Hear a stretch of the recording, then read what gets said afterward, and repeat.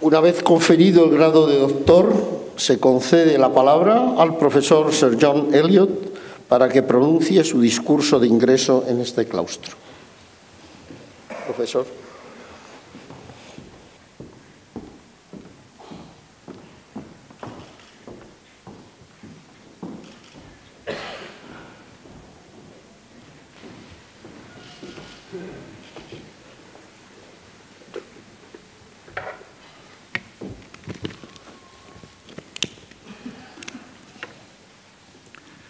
Rector de la Universidad de Cantabria, señor presidente del Gobierno de Cantabria, estimadas autoridades cántabras y académicas, queridos compañeros del claustro y de la comunidad universitaria, señoras y señores. Soy muy consciente del gran honor que se me otorga en este día, el de la festividad de Santo Tomás de Aquino, por parte de esta universidad, y le agradezco mucho al profesor José Ignacio Fortea su generosa laudación. Es un gran placer para mí estar de nuevo en Santander, ciudad que he visitado en numerosas ocasiones y donde tengo muchos amigos, especialmente en esta universidad, la cual ha hecho mucho por mantener levantada la enseña del saber en tiempos que no han sido muy propicios para las humanidades en general, ni para la historia en particular. Vivimos, me temo, en una época que es o totalmente ahistórica, o que da por buenos relatos sobre el pasado que son con demasiada frecuencia parciales y que son muchas veces el resultado de una manipulación política y de una falsificación. Así pues, quiero considerar la importancia que tiene, a mi parecer, la perspectiva histórica para entender los tiempos difíciles por los que estamos atravesando. Es un placer hacerlo en Cantabria, una importante región histórica de España que ha mirado durante siglos hacia el exterior, más allá de las montañas y a través de los mares, para abarcar un mundo más amplio. Esta negativa a refugiarse en su propio rincón ha hecho de Cantabria una sociedad abierta, y eso es algo que hay que apreciar y al mismo tiempo que celebrar. Son las sociedades abiertas las que permiten el florecimiento del pluralismo y las que son capaces de sustentar las virtudes de la tolerancia y del civismo que el mundo de hoy necesita tan apremiantemente. Como extranjero que ha frecuentado España durante más de 60 años, con un profundo interés por su historia y por su cultura, he contemplado con admiración la transformación que ha experimentado en el transcurso de mi vida. Cuando realicé mi primera visita durante el verano de 1950 como estudiante de la Universidad de Cambridge, me impresionaron la pobreza y la miseria que pude observar en mi viaje por la península con mis amigos. También pude vislumbrar la naturaleza represiva del régimen y con mucha más claridad, a mediados de los años 50, cuando residía e investigaba en Cataluña, en una época en la que la prohibición de la lengua y otras medidas represivas eran la muestra de la determinación de las autoridades de suprimir la identidad colectiva de uno de los pueblos de España. En aquellos años, esta era una nación económicamente atrasada, aislada culturalmente y políticamente reprimida. El país que surgió después de 1975 y que se vería dotado en el año 78 con la Constitución democrática que hoy posee, era muy diferente. Por todas partes había señales de progreso y de una nueva prosperidad. Era un país que estaba construyendo para sí un sistema de convivencia entre sus regiones y sus pueblos. un país que se hallaba en el proceso de reintegración en Europa de la que había estado excluido durante mucho tiempo, y un país también que disfrutaba de libertad de expresión y de una prensa viva. En otras palabras, una sociedad moderna, democrática y económicamente boyante, similar a otras sociedades del mundo occidental en el que ahora se hallaba insertada con pleno derecho. Hoy, por desgracia, como todos sabemos, los años dorados parecen haberse desvanecido y la visión de la generación que condujo a la transición se considera defectuosa. Sin embargo, es importante que aquellos que no tienen ningún recuerdo de los años de Franco tomen conciencia de las dificultades con las que tuvo que enfrentarse la generación de esa transición y del alcance de sus logros en superar los graves problemas que tuvo que enfrentar. La moderna España que surgió en las últimas décadas del siglo XX presentaba muchas imperfecciones, pero la transformación de la que yo fui testigo constituyó, sin duda, un éxito histórico. A medida que esos años pasen a la historia, se les reconocerá por parte de las futuras generaciones como un punto de inflexión en la trayectoria frecuentemente turbulenta de este país, y no podrán ya más ser considerados con ligereza como un falso amanecer antes del retorno de la oscuridad. Los historiadores, como todos, son criaturas producto de su tiempo e inevitablemente contemplan el pasado bajo el prisma del presente. Cuando vine por primera vez a este país, el motivo dominante en el discurso sobre su pasado era que España era diferente, tanto para lo bueno como para lo malo. La imagen negativa, heredada de la generación del 98, pero de procedencia más antigua, era la del retraso económico y de la decadencia política y cultural. La historiografía oficial del régimen de Franco, por otra parte, buscó darle la vuelta a las diferencias de España, insistiendo en que la victoria de los nacionales había situado al país en el camino de la recuperación y que ahora podría impulsar entre las sociedades degeneradas de Europa los valores trascendentales que habían constituido la base de su antigua grandeza. A pesar de las contradicciones entre las dos imágenes, la noción de la excepcionalidad española fue compartida por historiadores de todas las posturas políticas.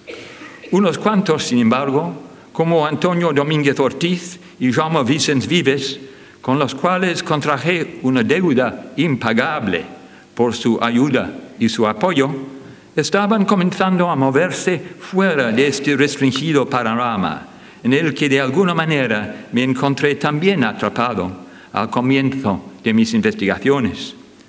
Fuertemente influido por la historiografía española en la que me había sumergido, instintivamente asumí el factor de la diferencia como punto de partida y me sentía obsesionado por el problema de la declinación de España.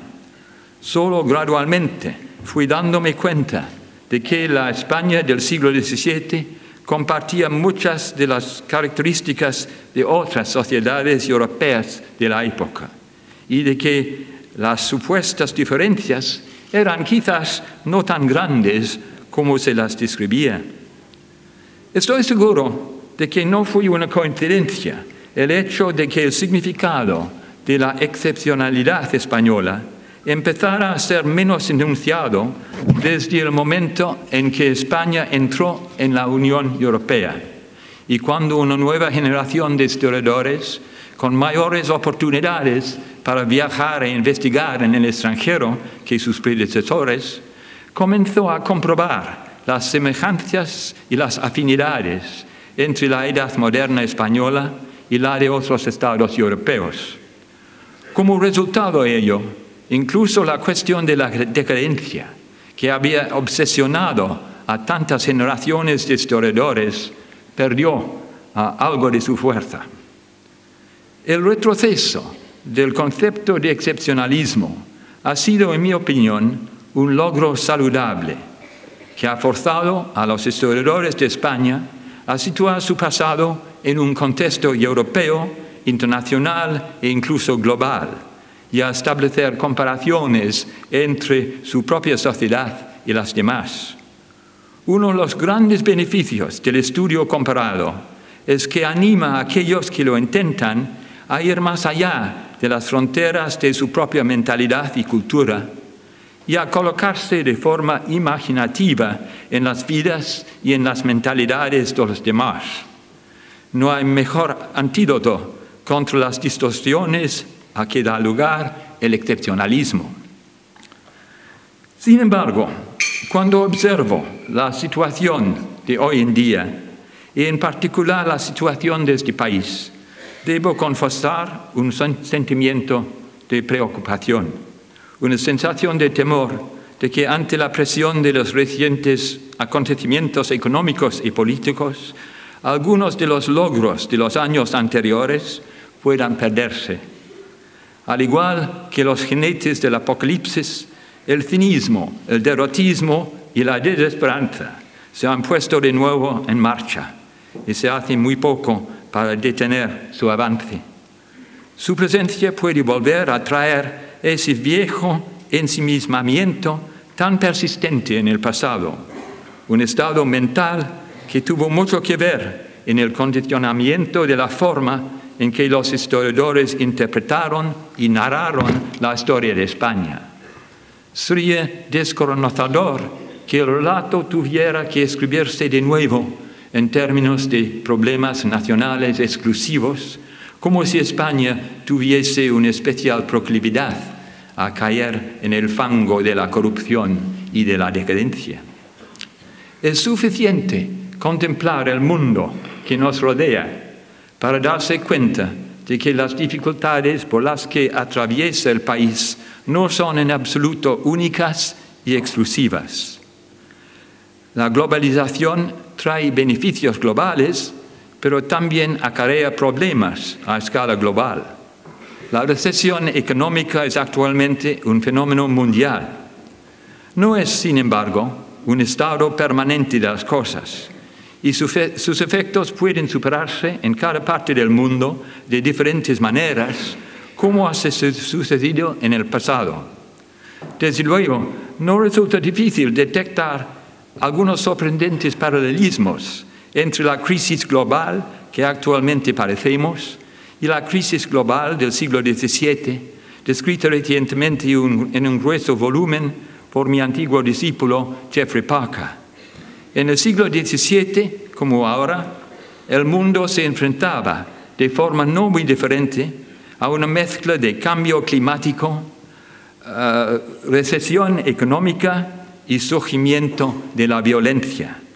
Entonces, como ahora, algunas sociedades respondieron al reto con más éxito que otras, gracias a la combinación de habilidad política, al deseo de innovar y adaptarse a los tiempos cambiantes y quizás a una dosis de suerte. A su debido tiempo, la recesión desapareció, como desaparecerá de nuevo, dejando en su camino a vencedores y vencidos, al igual que en el siglo XVII. El reto que tenemos todos por delante, incluido mi propio país, es el de estar entre los vencedores. En el siglo XVII, la República Holandesa e Inglaterra fueron las vencedoras, España fue la principal perdedora. Tomar conciencia del mundo de nuestro alrededor puede ayudarnos a considerar nuestras propias dificultades en perspectiva. Y de la misma forma puede hacerlo el tomar conciencia del pasado. Ninguna situación histórica se repite, pero los problemas que parecen haberse resuelto una vez poseen una extraña tendencia a volver a aparecer más tarde. es importante saber la forma en la que anteriores generaciones se enfrentaron a ellos.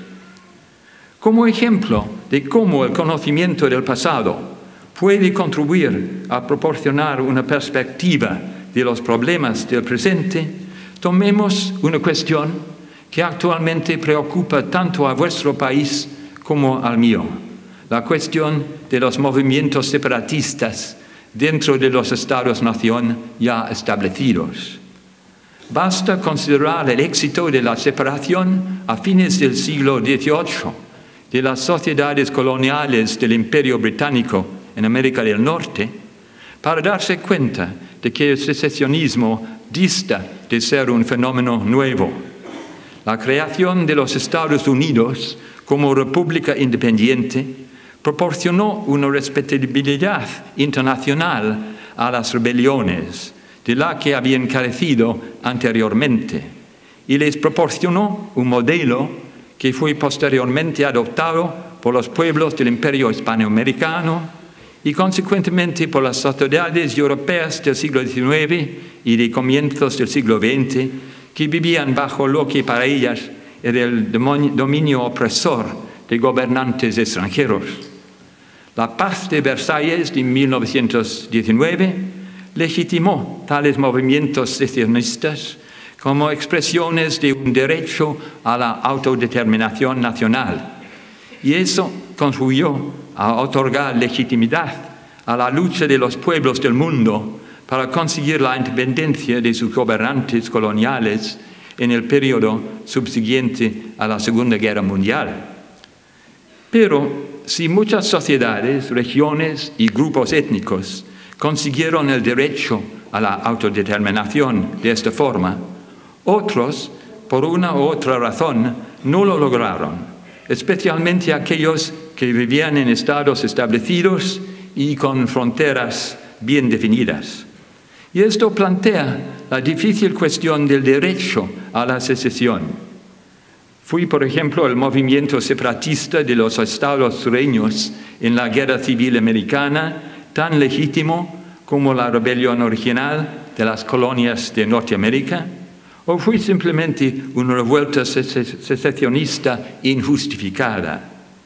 Quizás la respuesta sea que el éxito crea su propia legitimidad.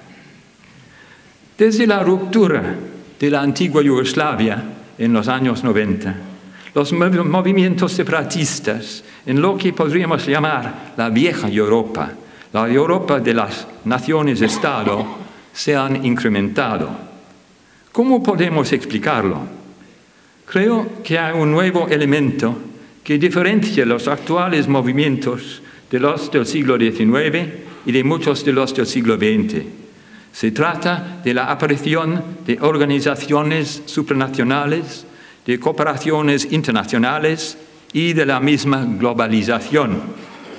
El resultado de ese fenómeno ha sido el distanciamiento entre los gobernados y los gobernantes y el consiguiente sentimiento de la pérdida de poder por parte de las poblaciones que tienen la sensación de que han dejado de ser dueñas de su suerte. Los bancos internacionales tienen en sus manos nuestro destino y Bruselas está más lejos de todos nosotros de lo que parecen mostrar los mapas de Europa. Consecuentemente, no es ninguna sorpresa que la globalización haya avanzado codo con el crecimiento del localismo. Cuando la globalización se encuentra acompañada, como lo está hoy, por la recesión económica, el deseo de la separación se hace más fuerte. El ser pequeño parece que es mejor, si eso permite a una región manejar sus propios asuntos bajo la razonable suposición de que estará mejor informada sobre sus propias necesidades y problemas que los burócratas de una capital distante. Aspirar a la autodeterminación a un nivel regional o local parece ser, por consiguiente, una respuesta lógica a la tiranía de la distancia. Subyacente a la nueva y moderna corriente de la globalización junto con la fragmentación, hay, sin embargo, una fuerza que ha alimentado los movimientos separatistas, al menos desde el final del siglo XVIII y el principio del siglo XIX, y en algunos aspectos desde antes. Es la fuerza que ahora llamamos nacionalismo, pero que, aunque disfrazada bajo esta moderna denominación, puede remontarse de una forma u de otra a tiempos más lejanos. Cuando trabajaba en los años 50 del pasado siglo sobre la historia del siglo XVII en Cataluña, me sorprendió la continua repetición en los textos que estaba leyendo de la palabra patria. La patria era en primera instancia el pueblo o la ciudad de uno, pero también abarcaba a una comunidad más amplia, la nación catalana, como a veces se la denominaba. Más allá estaba la comunidad más amplia de la propia España, de la que el Principado de Cataluña formaba parte y a cuyo monarca debía lealtad. Al considerar la historia moderna de Europa en su conjunto, me di cuenta de que el contenido del término patria encerraba un concepto universal explotado tanto por los príncipes como por rebeldes para conseguir apoyo popular. Los príncipes necesitaban este apoyo contra los enemigos extranjeros y durante el siglo XVIII este concepto de patria evolucionó al concepto de nación en respuesta a las rivalidades internacionales de este periodo. Los Borbones se propusieron crear una nación española. Su propósito se debía en parte al deseo de reemplazar el sistema pluralista de la monarquía compuesta que habían heredado y que, en su opinión, había desembocado en la rebelión de la Corona de Aragón, y en parte también para conseguir apoyo popular para los conflictos de España con otras potencias europeas. Sin embargo, a finales del siglo XVIII y a comienzos del XIX, fue cuando el concepto de nación comenzó a derivar hacia la contundente ideología del nacionalismo que hoy en día vemos por todas partes. Las revoluciones americana y francesa convirtieron a los súbditos en ciudadanos y los ejércitos invasores franceses generaron movimientos masivos de protesta y solidaridad nacionales a medida que llevaban su mensaje revolucionario a través de Europa. Al mismo tiempo, el romanticismo aportó una nueva riqueza y profundidad al concepto de nación al tratar de captar los hombres de letras, los filólogos y los historiadores la esencia de sus tierras natales mediante la exploración de sus costumbres, de su literatura, de su lengua y de su historia. Así pues, durante el siglo XIX podemos observar el surgimiento de los movimientos nacionalistas, los cuales hicieron uso de todas las fuerzas culturales y políticas que tenían a su disposición para conseguir sus propósitos. Esos movimientos eran de dos clases, aunque compartían las mismas características. Por una parte, había un nacionalismo patrocinado y alentado por el emergente Estado-nación centralizado. Por otra, estaban los nacionalismos regionales y étnicos que aparecían en los márgenes del nacionalismo oficial o bien en respuesta directa a las presiones que ésta generaba.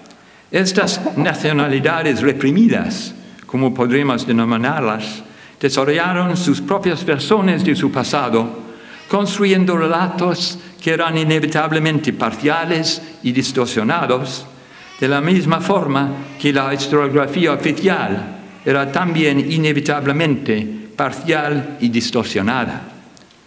Todas las sociedades necesitan de un relato de su pasado que puede contribuir a darles una cohesión social.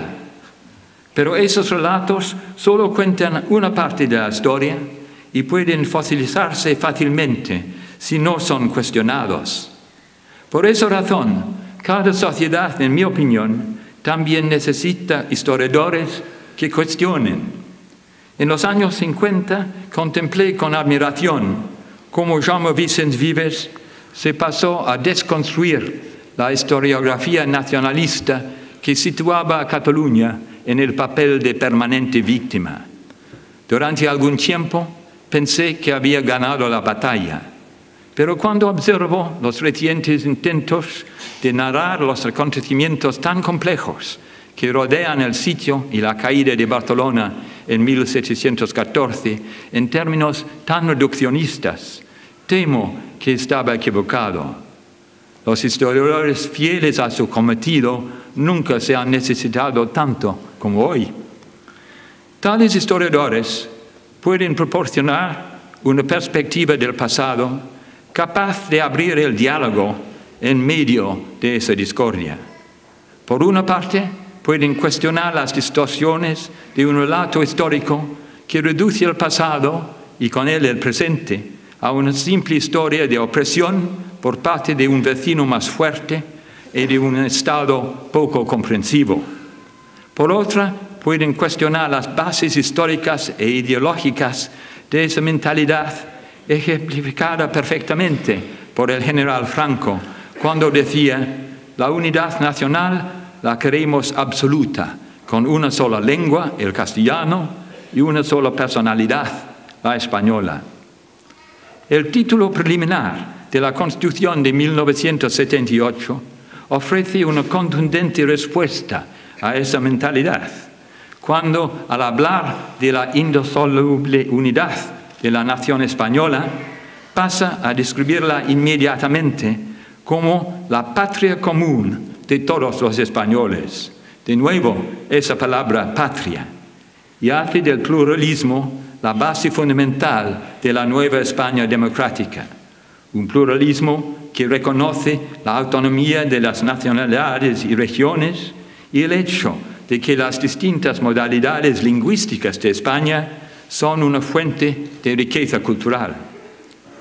Algunos de los rasgos de la España previstos en la Constitución podrían encontrarse en la monarquía compuesta de España de los siglos XVI y XVII, cuando los territorios históricos que formaban la península disfrutaban de un notable grado de autonomía bajo un monarca que era al mismo tiempo rey de todos y rey de cada uno. El equilibrio entre la unidad y la diversidad era entonces precario, de la misma forma que lo es hoy y que lo será en el futuro. Pero el sistema funcionó relativamente bien en el transcurso de los siglos de gobierno de la Casa de Austria, gracias sobre todo al continuo diálogo entre el gobierno de Madrid y las semiautónomas partes constituyentes de la monarquía.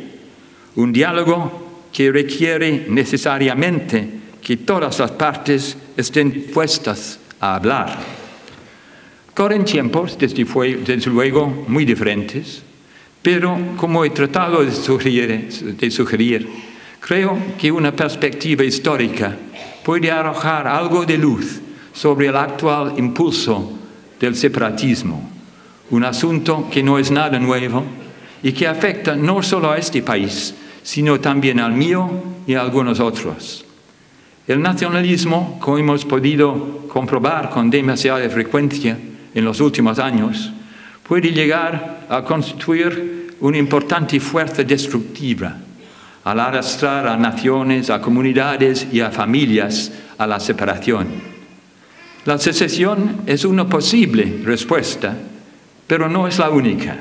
Y quiero recordar a propósito las palabras de Thomas Jefferson, cuando decía que la prudencia aconseja que no se cambie por motivos leves y transitorios gobiernos de antiguo establecido. No resulta adecuado para un extranjero intervenir en los asuntos de los demás, pero como historiador que ha dedicado mucho tiempo y esfuerzo al pasado y al presente de este país, creo que el sentido de patria común que aporta la Constitución de 1978 contiene en sí mismo una de las claves para resolver las dificultades actuales. La Constitución puede requerir ciertas revisiones a la luz de las circunstancias cambiantes, pero esas revisiones no deberían, en mi opinión, aspirar a una simetría que de hecho no es posible conseguir. Una patria pluralista requiere una geometría constitucional variable que tenga en cuenta las diversas características y las experiencias históricas de las comunidades y de los pueblos que la componen. Sin embargo, no puede esperarse que ninguna constitución, por muy bien redactada que esté, funcione con eficacia sin que a cualquier nivel de gobierno y de la sociedad se intente comprender el pasado de las diversas comunidades que forman la patria común y se aprecie su respectiva contribución al bien de todos. Es motivo de gran placer y orgullo para mí que se me haya dado la oportunidad de referirme a estos importantes asuntos aquí en Cantabria, cuya comunidad histórica, abierta al mundo, me parece idealmente equipada para promover el entendimiento mutuo, que es lo único que puede reconciliar las divisiones dentro de la patria común. Les estoy muy agradecido por su atención y, sobre todo, estoy muy agradecido al claustro de la Universidad de Cantabria por el alto honor que ha tenido a bien otorgarme. Muchas gracias.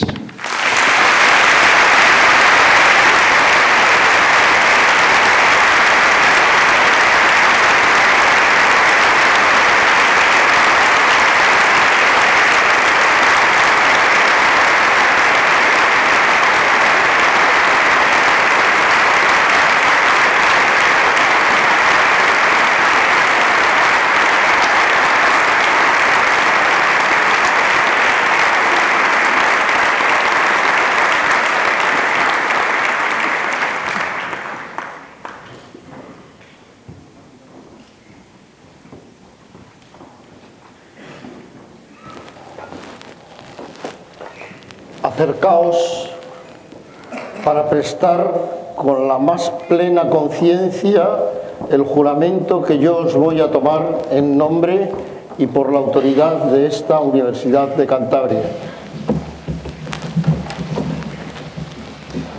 ¿Juráis solemnemente por vuestra conciencia y honor defender los derechos, privilegios y honores de esta Universidad de Cantabria donde quiera que estuviereis y ayudarla siempre cuantas veces fuere requerido? Así lo juro, así lo prometo, así lo aseguro y así lo quiero.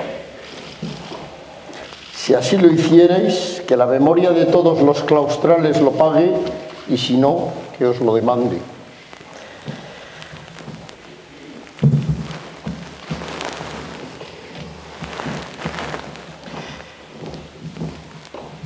Dignísimo Señor, os admito e incorporo al claustro de esta Universidad de Cantabria con todos los derechos, deberes, inmunidades, privilegios y obligaciones inherentes a los demás doctores.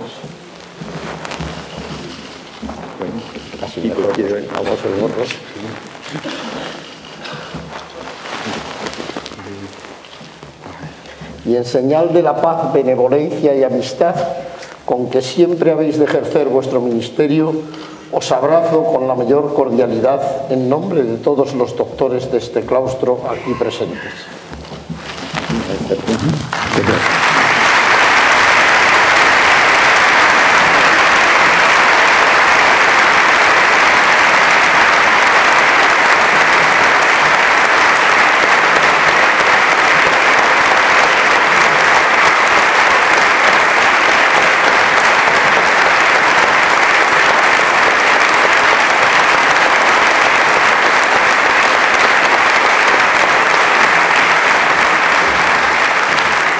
El nuevo doctor que ha sido investido ocupe el lugar a él asignado.